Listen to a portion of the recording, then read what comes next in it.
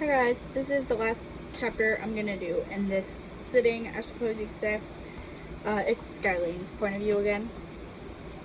I woke up before I even had to think about getting ready. I wondered if Clover had too, since I woke up to her parents arguing downstairs. I knocked on the door, opening it and seeing Peter and Clover fast asleep. I'm gonna put that as the boys' door later, because I don't care for that. Clover snored. I felt bad for Peter. I went downstairs and Dad was smoking a cigarette. I didn't really know what to do about it. Nothing's gonna change. He was putting it out in the ashtray. Mom was making breakfast. I don't either, but Ellis doesn't like you. Good for him, Dad says, watching Mom. Sometimes he watches people as if he were planning to kill them. It scared me. He could probably murder everyone in the neighborhood and get away with it. Dad's done some crazy shit in his lifetime. Ricky, that's not good for him. That's bad for you. Okay? And you didn't tell me you once dated his girlfriend. I was a senior. She was a freshman. I have no feelings for her. So what was the point? I don't know. Dad stares at the table now. My presence isn't noticed yet, so Dad continues with his train of thought. It's not a proper one. This is not a valid reason to date people. Disclaimer. I guess it was just because she had a pussy. He's silent for a minute before adding, we didn't do anything though. Ashley was my first. Ashley was Peter and Mia's mom. Mom continued making breakfast after taking a deep breath. Scarlett, you can't even be mad, Dad exclaims. I wasn't your first. I'm not over here boo-hooing about it, am I? No. Jesus, I'm not going to leave you. Not for Zoe, not for anyone. I walk into the kitchen, pretending to have just woken up and stumbled down the steps. Morning, guys. I get a cup of water and Dad mumbles a good morning back. Mom says breakfast will be ready soon enough. She asks if Clover will be down anytime soon. I shrug and sit down. Mom and Dad don't say anything to each other, and eventually Mom goes upstairs to get Clover. Dad stares at me, and I focus on my water. It was cold, and I wasn't actually thirsty. It's not funny. It's not funny. I'm the type of person to laugh at a funeral, and it's really not funny. Actually, not to overshare or anything. This is actually a pretty funny story. My great grandma died, I think it was. I don't even remember who she was to me. I didn't know her. And we were at her funeral. I kind of think it was stupid that me and my sister went, but whatever. And we're not really close with our dad's side. So, and that's who died, was somebody on our dad's side. So our presence was kind of stupid, but we were in the middle of the preacher guy preaching about how awesome heaven is or whatever. I don't really know. I wasn't paying attention. I kind of went in one ear and out the other. I didn't take any notes. And one of the little kids there, he'd be our cousin. He had his iPad. He's an iPad kid, kind of. And he was playing this game and kept turning the volume up. And then in the middle of this sad, sappy moment, we just hear Farmer Chucky feeds his chickens or something like that. It was the funniest thing ever. So yes, everybody kind of chuckled. Inappropriate timing, but we had a reason to laugh. But I'm the type of person to laugh at a funeral. It's not actually funny, but I can't help it. Humor is how I cope. That's just a good way to put it. Humor is how I cope. Humor is how I cheer people up. Just roll with it. How much of that did you hear? None. I lied. Skielene, I didn't like how he said my name. I finally looked up at him.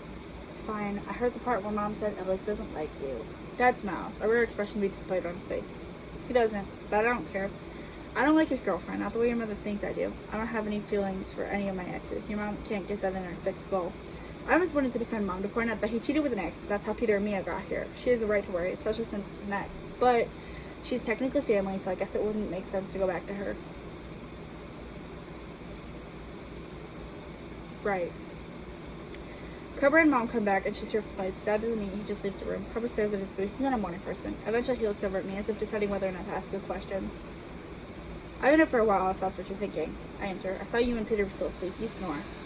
I know, was all he said. My brother rarely spoke, unless he was at home. At school I did most of the talking. At home he talked around his kids and sometimes he talked to Mom and Dad, but it was weird hearing his voice sometimes.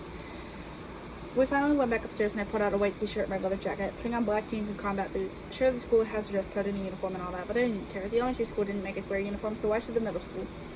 I brushed my hair. I planned on cutting it soon. I didn't like longer hair. It was too much to keep up with. Cobra also wasn't wearing his uniform, instead wearing a midnight reddish t-shirt and jeans. He was back at the table, stuffing his backpack with things Mom had told him he'd need. We should have done that a week ago, but Cobra was asleep. Imagine that. We sit in the living room, not sty. It's supposed to say sit. In the living room, watching TV before Mom told us to go watch for the bus.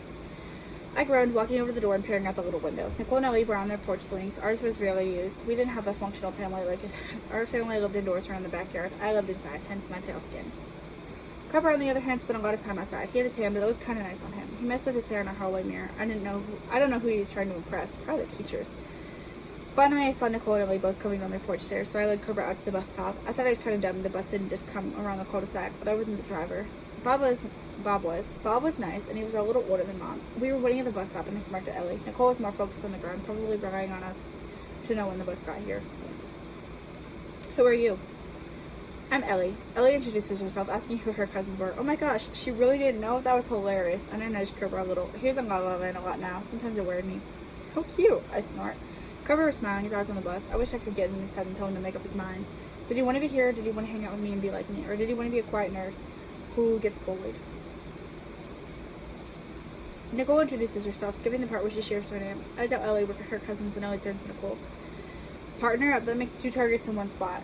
Do you want to be friends then? Nicole stammered that she just met Ellie, so she wasn't sure. I started laughing, and Cobra was in the moment to laugh. Rejected by the reject. I had to take a breather, still laughing. That's an accomplishment. Who knew one could go even lower? When the bus came, Cobra and I pushed our way to the middle. Usually when twins rely on each other in school, they get bullied and whatnot, but Cobra and I have made a name for ourselves. We're not to be messed with. Oh my god. Sometimes I wonder if Cobra gets bullied when I'm not around, though. Kids know I'm not afraid to run my mouth or throw a punch, but Cobra's always just there. I've never been in an actual fist fight, but I think he'd back me up if need be. When we make it to the school, I see Cry and Brian and Nicole the black hole, and this thing crosses me. So is Smelly Ellie. I sit near the back and I stare at the packet we were supposed to be working on. What is this shit? I looked over at Cobra and he was writing things down, even reading the back of the book. Jeez, dude, don't be a nerd. Eli was in the corner next to me, but he had his head on his desk, probably sleeping. I smiled. I won't do it now, since the first day of school, but when it comes halfway through the school year, I would definitely wake him up multiple times. To be an asshole, or what?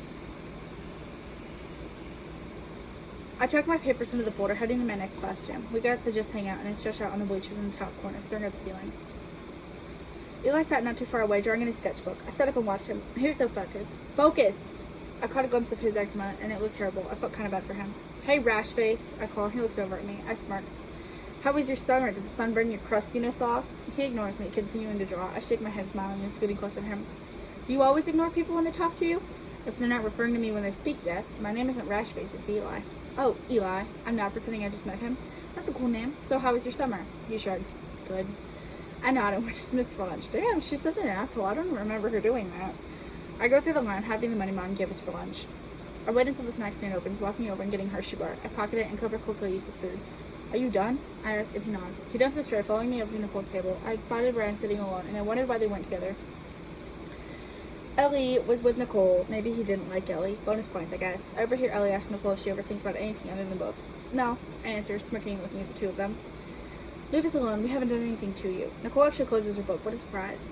Poor Nikki, I pout. Nicole the black hole hangs out with Smelly Ellie. When's Anna the banana going to join your little pity party? Or even Crying Brian? He seems like a good fit for a pity party.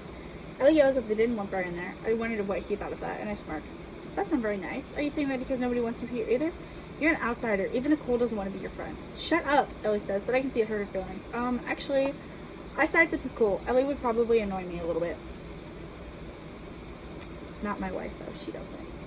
Your dad wanted you here so you could be put in your place. I continue. Maybe I can do that for you on your first day. Wouldn't that be nice? Suddenly, a throat was clear behind me, and I turned to see Mr. Davis standing there. You three, my office now. Can you even count that high? But we ended up following him. Our parents being called in, and us ending up with detention. We're told that no matter what, we are to each serve detention today. Cobra and Eli were in La La Land. It must be a guy thing. I knew Dad was standing behind me next to Ellie's mom, his ex. The thought was kind of funny. They had dated at one point.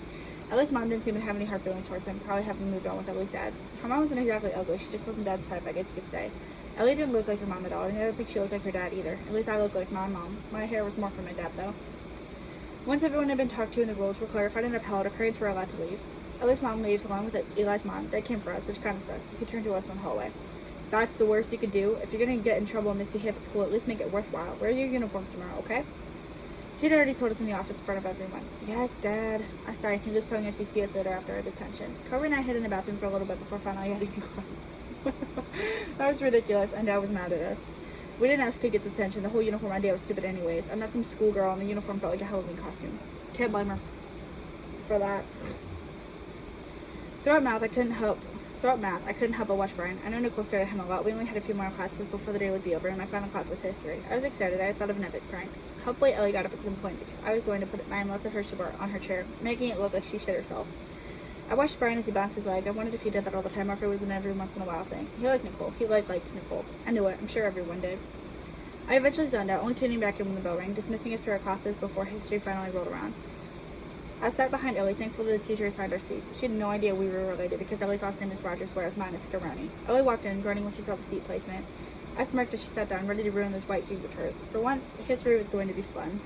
How, you may ask? That is for me to know and you to find out like 3 more videos from now. Thanks for watching. I hope to see you guys next time with Nicole. Bye-bye.